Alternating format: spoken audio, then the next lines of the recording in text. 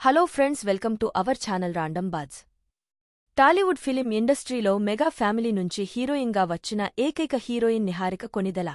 ఇక ఇటీవలే విడాకులు తీసుకున్న నిహారిక సోషల్ మీడియాలో ఈ అమ్మడు రెగ్యులర్ ఫోటోలు షేర్ చేస్తూ అభిమానులకు టచ్ లోనే ఉంటుంది. ఇక ఇప్పటికే హీరోయిన్గా నిహారిక 1-2 సినిమాల్లో నటించినప్పటికీ ఆడియన్స్ ని అంతగా ఆకట్టుకోలేకపోయింది. ఇక ఆ తర్వాత నిర్మాతగా మారి పలు వెబ్ సిరీస్లు కూడా చేసింది. ఇక ఇప్పుడు మళ్లీ తాను హీరోయిన్గా సినిమాల్లోకి రీ-ఎంట్రీ ఇస్తుంది.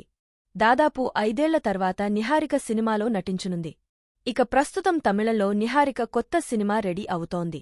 ఈ చిత్రానికి మద్రాస్కరన్ అనే టైటిల్ను ఖరారు చేశారు మూవీ టీం.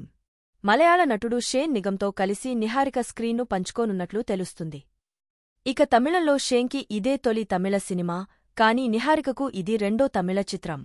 దీంతో మెగా ఫ్యాన్స్ నిహారికకు ఆల్ ది బెస్ట్ అంటూ విష్ చేస్తూ తమ అభిమానాన్ని చాటుకుంటున్నారు. మరి మీలో ఎంతమంది మెగా ఫ్యాన్స్ ఉన్నారో కామెంట్ రూపంలో మాకు తెలియజేయండి. ఇలాంటి మరిన్ని latest interesting crazy viral movie ముచ్చట్ల కోసం మన ఛానల్ని ఇప్పుడే సబ్స్క్రైబ్ చేసుకోండి.